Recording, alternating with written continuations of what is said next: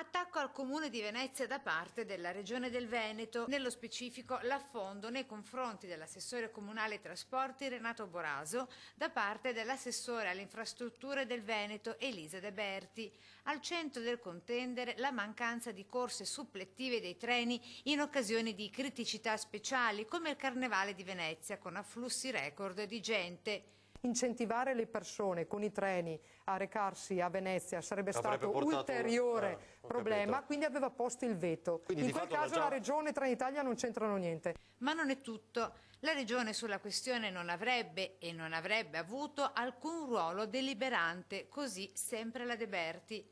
Ci tengo a spiegare che per quanto riguarda il Carnevale di Venezia, la Regione non viene chiamata ai tavoli in prefettura per decidere eventuali rinforzi nel trasporto pubblico locale, sia come treni che come gomma, partendo dal presupposto che qualche mese fa, quando era stato fatto il tavolo dove si era discusso il trasporto pubblico locale, il rappresentante del Comune di Venezia aveva posto il veto a Trenitalia di aumentare i treni, di fare dei treni speciali per portare le persone a Venezia, perché diceva che già il Carnevale creava una situazione di criticità a livello di sovraffollamento della città. Interpellato sull'argomento, l'assessore Renato Boraso rilascia poche e piccate parole che riportiamo testualmente.